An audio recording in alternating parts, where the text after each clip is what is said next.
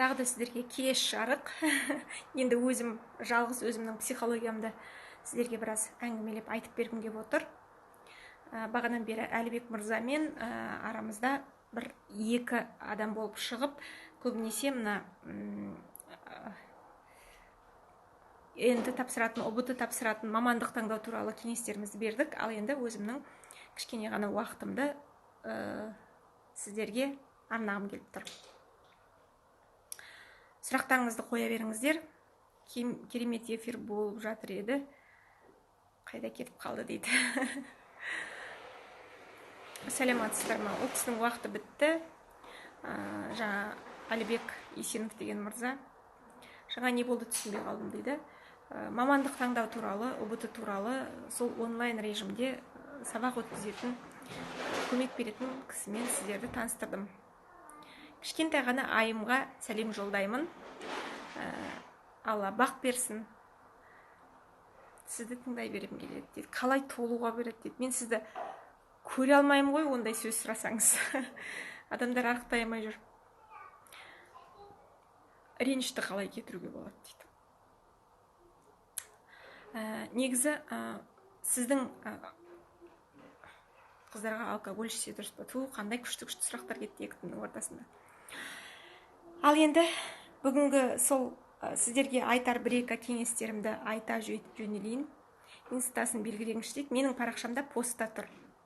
Жаңа қандай әңгіме болды дейді. Жаңа ғана бізде Әлібек Есенов деген мырзамен сіздерді таныстырдым. Менің постта парақшасы бәрі жазылып тұр. Онлайн сабақ өтеді, балаларды НТ-ға дайындайды. Және шетелге оқуға, грантқа түсуге көп көмектеседі. Кошелекқа заказ бердім дейді. Бай болыңыз. Қалай бала көтеруге болады психологиялық жағынан дейді. Алақты қалай қойдыруға болады дейді. Бір жазған қағазға қайта-қайта сумен шеберу керек па дейді. Әрине, бір арманыңызды жаздыңыз, мысалы, үйімді сатсам екен деп. Үйімді Алматы қаласынан, осындай микроауданнан, осындай көшеден, осынша номердегі 2 бөлмелі пәтерімді $100 000 саттым дейсті. Соны күнделікті ана пәтерді сатқанша соны оқи бересіздер. Луиза Хей, Ронда Берн кітабынан басқа қандай кітаптарды оқысамыз дейді. Нұрай Маратқызы, бақытты бол жаным. Тез ренжіп қала берем. Луиза Хейдің кітабынан басқа өте көп қыздар кітап. Қазір психологиялық кітаптар өте көп. Джо Виталидің кітабы бар. Жизнь прекрасна ғой деймін. Жизнь без ограничений. Сосын тағы маған осы соңғы кездерде оқығам. Бог не моргает. Авторын таппай тұрмын. Есіме түспей тұр. То есть Бог не моргает деген кітапты оқыдым. Одан кейін Свияж, Синельников, Тарсунов, Таргакова, Марина Таргакова мына әйел адамның энергетикасы туралы, әйел адамның күйеуімен қарым-қатынасы туралы өте керемет әңгімелер айтады.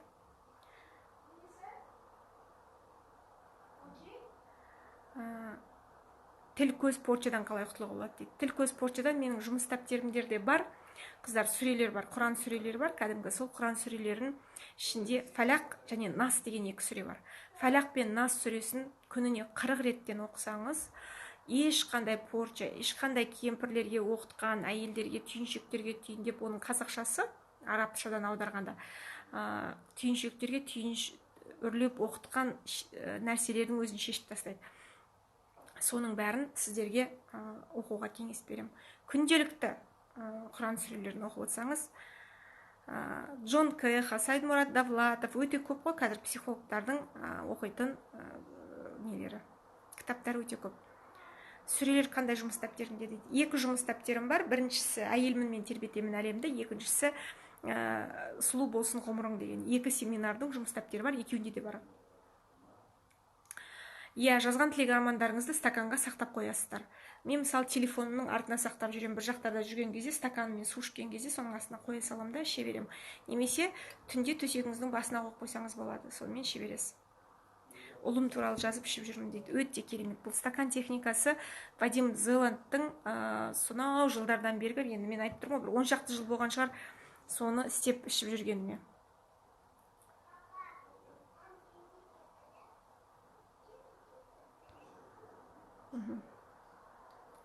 дәптер заказ берейін деп едім. Менің кітаптарымды қойдым. Аятул Курси өте жақсы көресің. Аятул Курси менің шынымен ол өте жақсы көретін сүрелерімнің бірі. Керемет.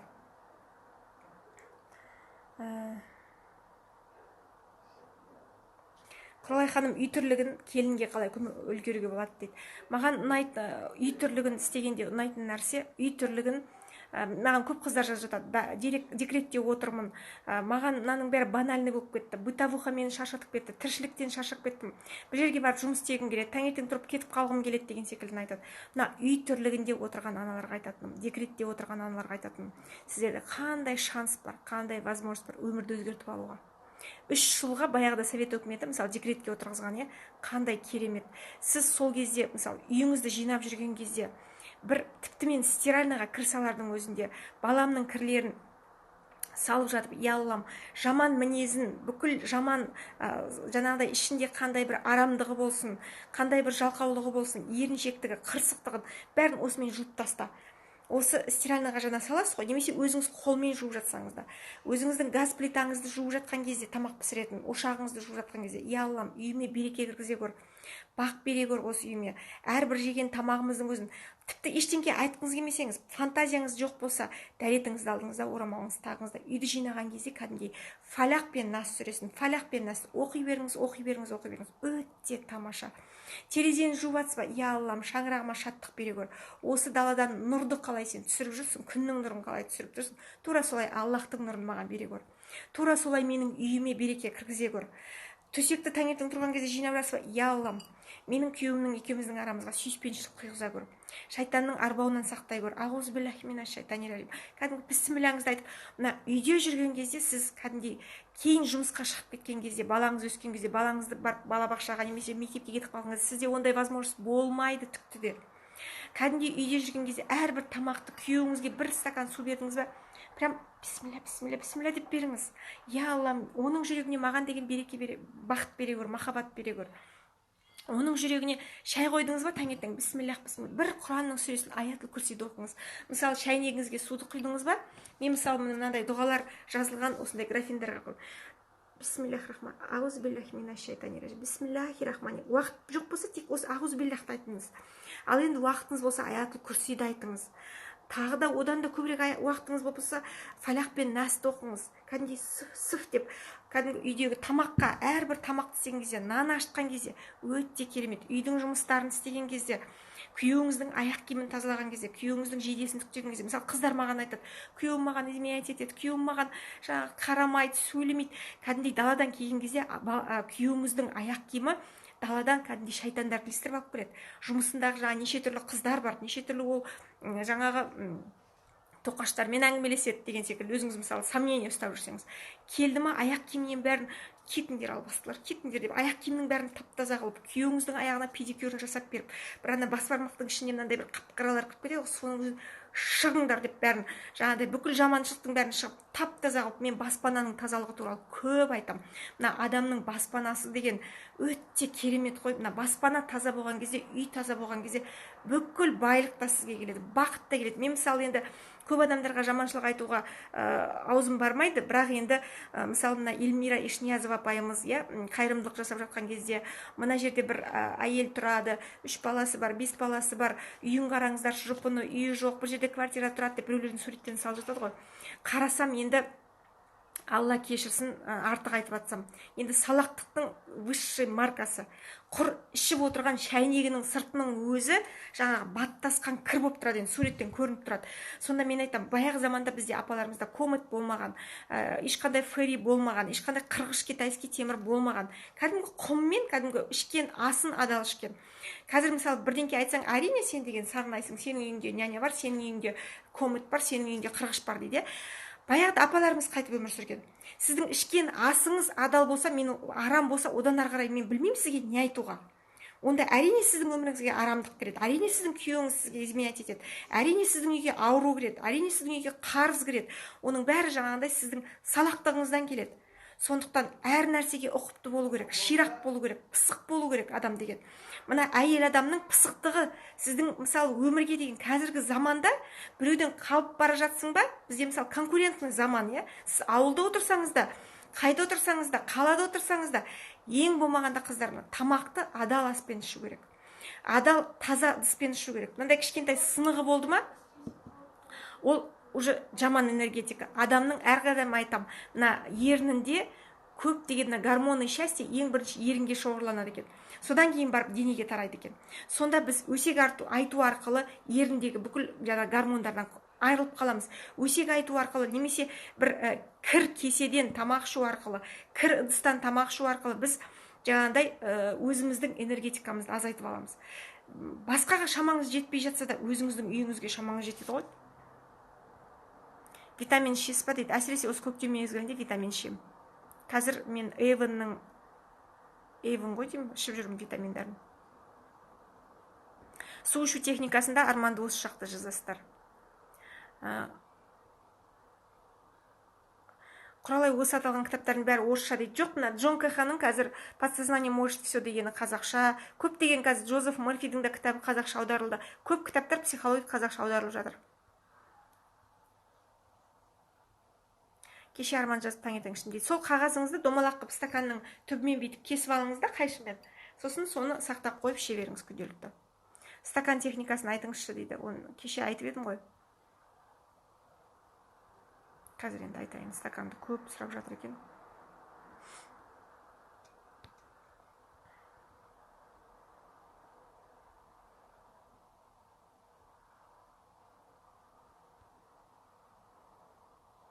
Мантра оқыған жақсы ма, әлде сүре оқыған жақсы ма дейді. Әрине сүре оқыған жақсы. Себебі басқа елдің жаңағы, мына қараңыз, сіздің менталитет, біздің өзіміздің ислам діні, сіздің қаныңызда, сіздің жүрегіңізде. Сіз туылғаннан соған, мысалы, қалыпты жағдайға соған кіріп тұрсыз. Анаңыз, әкеңіз бәрі.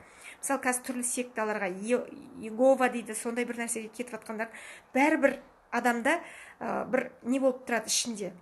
Екі нәрсе қатар жүретін секілді да. Сондықтан кәдімгі Құранның сүрелерін оқыңыздар.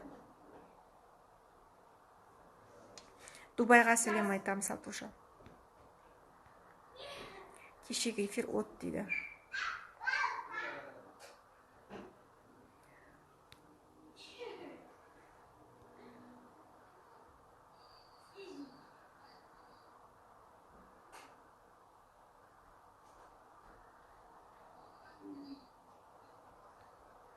Онлайн сабағын қашан болады дейді. Мен жақында осы бір программистермен дайындап жатырмын. Онлайн сабақтарымды жақын арада шығады.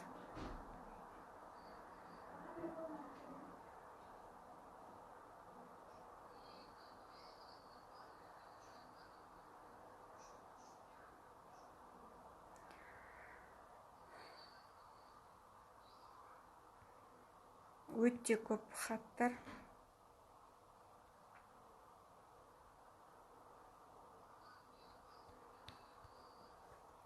Сұрақтарды оқып тұр Құралай ханым.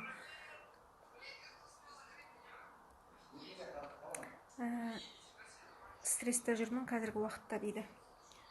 Қызылорда облысы Байқоңыр қаласына қашан келесіз? Мен айтып тұрмын ғой, өте алысқа, шетке, қалаларға шыққан деген шынымен менің отбасыма да, өзіме де өте қиын. Сондықтан жоспарлап, алдын ала солай шығып жүрмін. Енді осы май айында Құлсары мен Жетісайға барғым келіп тұр. Бір қағазға бірнеше тілек жазуға бола ма стакан техникасына дейді. Желательно бір қағазға бір ниетіңізді, бір арманыңызды жазғаныңыз дұрыс. Кәдімгі мынандай стаканның астына өзіңіздің арманыңызды дөңгелек қылып қағазға кесіп алыңыз да сол жерге арманыңызды жазыңыз. Қай жылғысыз, қай қаладансыз, сіздің кітабыңызды енді оқып жатыр едім. Электронды түрде менің кітаптарым жоқ. Электронды түрде менің кітаптарымды сатып жатқандарыңызға заңды түрде шектеу қойылады. Сіз кәдімгі 100 МРП штраф төлейсіз. Сосын қай қаладансыз дейді. Қазір өзім Алматының қызымын, Алматы облысы Нарынқол ауданының қызымын, Албанмын, Қаскелең ауданының келінімін. Қазір Астана қаласында тұрып жатырмын. Күлсарыға қашан келесіз дейді. Күлсарыға майдың аяғында барамын. Қырғызстанға кітабымды алсаңыз болады, сізге почтамен жібереді. Менің қыздарыма хабарлассаңыз, почтамен жібереді.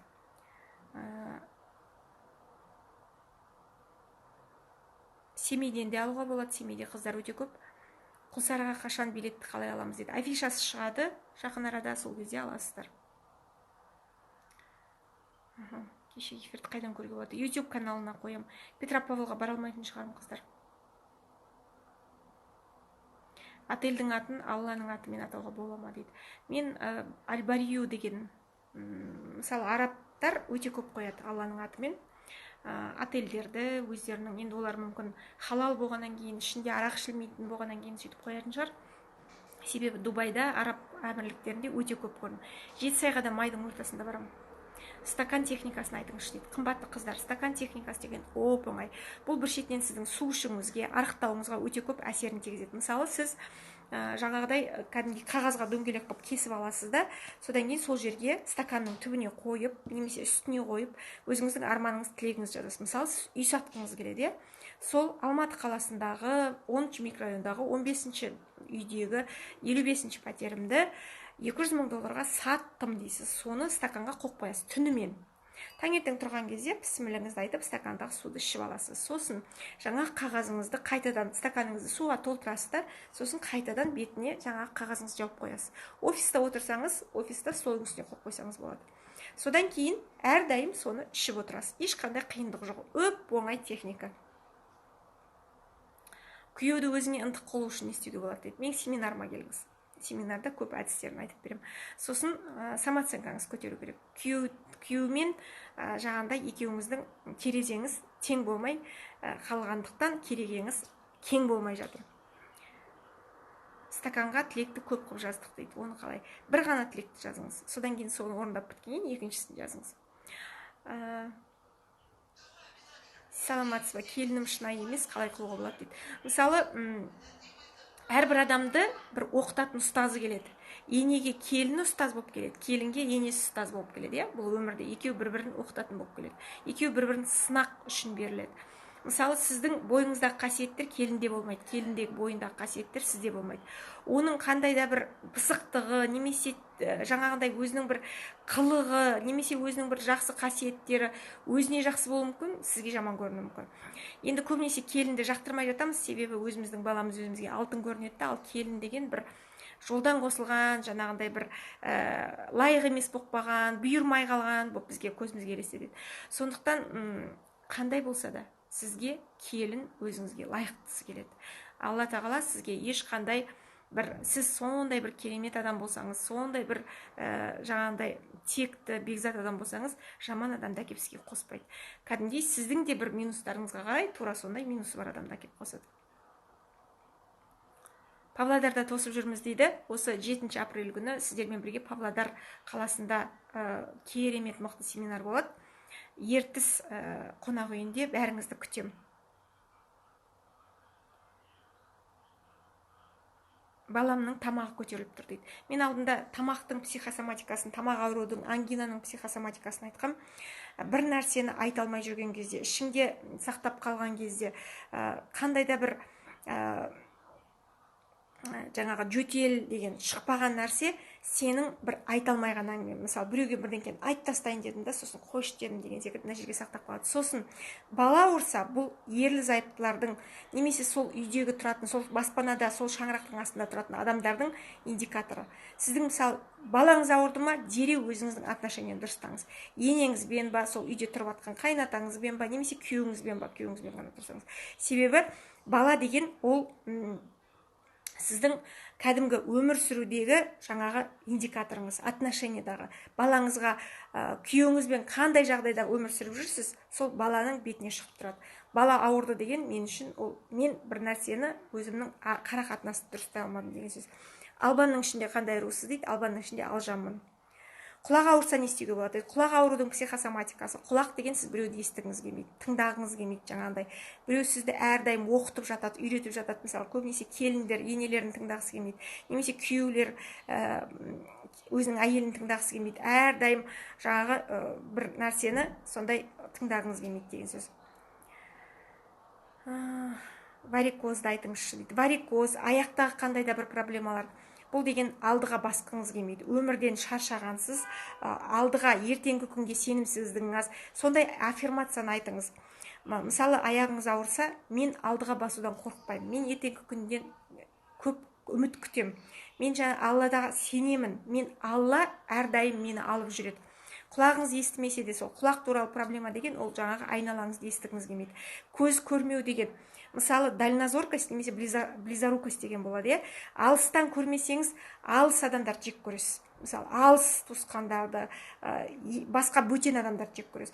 Близорукость болса жақыннан көрмесеңіз жақындарыңызды жек көресіз. Мысалы мына очкиді жақыннан бүйтіп көріп отырады ғой, жақын адамдарыңызды, мысалы келініңізді, күйеу балаңызды, өзіңіздің туғандарыңызды көргіңіз келмейді, жек көресіз. Содан кейін көзіңіз көрмей қалады. Сосын көздің тағы бір проблемасы ол көре алмаушылықтан.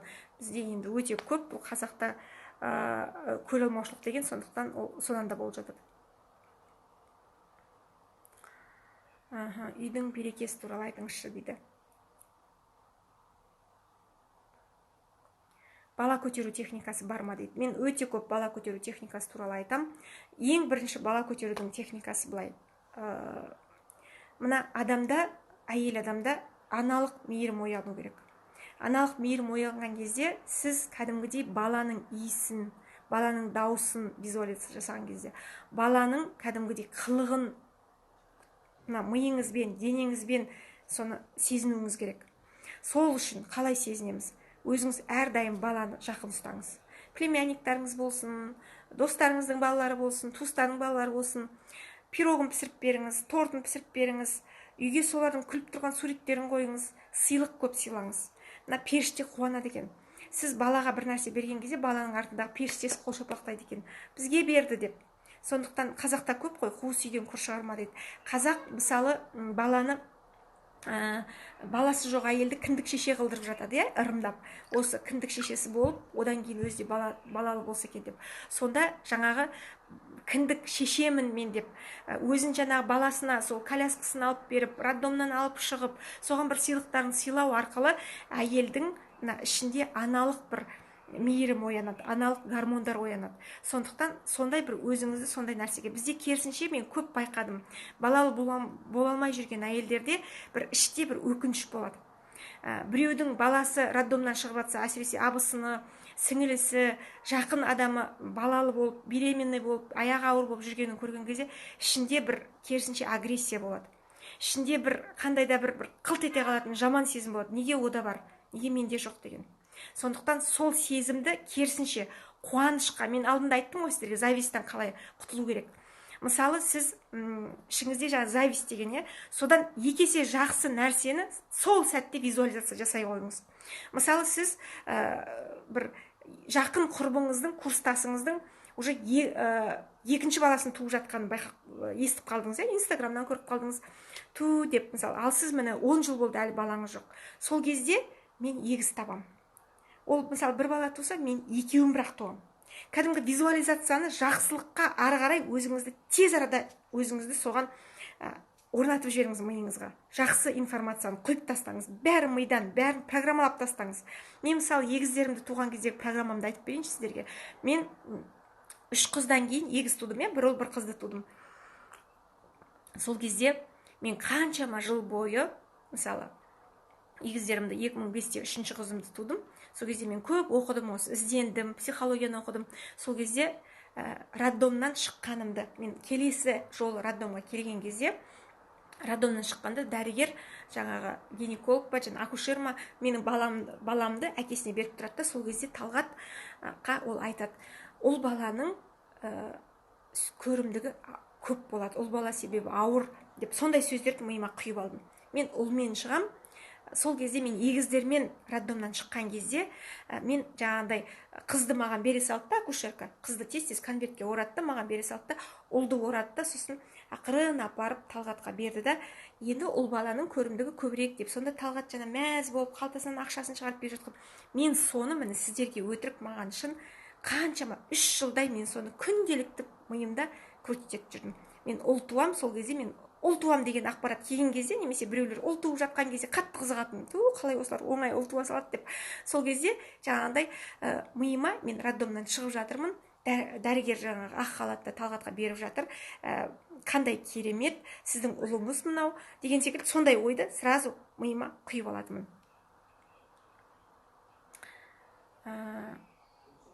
қарыздан қалай құтылуға болады? Менен қарыз алғандар қайтармайды дейді.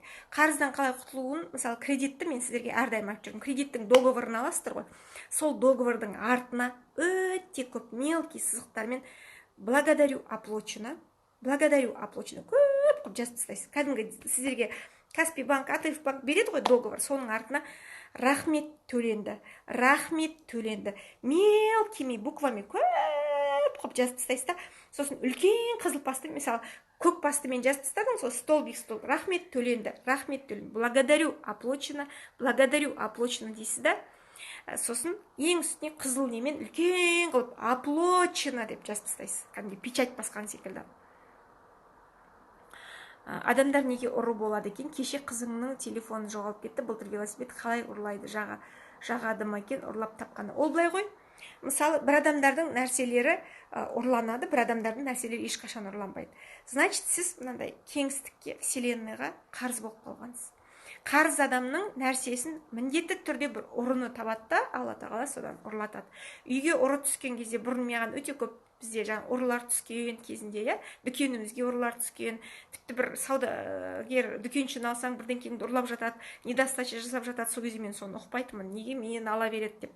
Сол кезде мына қайырымдылықты көп жасау керек. Негізі Рэнди Гейдж айтады, әрбір тапқан пайдадан 10% қайырымдылыққа айландыру керек дейді, жіберу керек дейді. Сонда біз өзіңіз санап көріңізші, сіз 100 000 теңге зарплата алсаңыз, сіз міндетті түрде 10 000 теңгесін ай сайын просто так біреуге беруіңіз керек. Ал сіз бермейсіз ғой.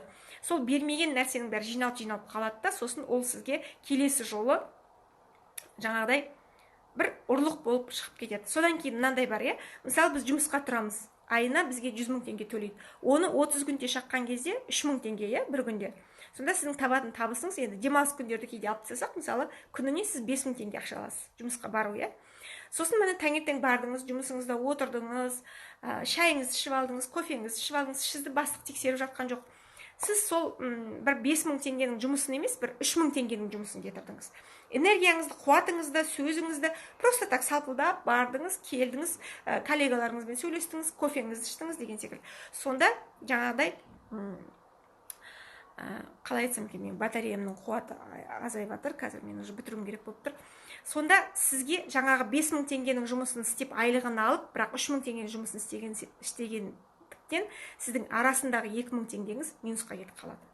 Ал керісінше, сіз 5 000 теңгеге сізге ақы төлеп жатыр, бірақ сіз 7 000 теңгенің жұмысын, 8 000 теңгенің жұмысын, енді мен примерно айтып жатырмын, таңынан кешке дейін тыпырлап, жүгіріп, бүкіл энергияңызды сол жұмысқа беріп, сіз 7 000 теңгенің жұмысын істеп қойдыңыз, бірақ сізге Құдай 5 000 теңгенің айлығын берді, жаңағы сіздің работодатель.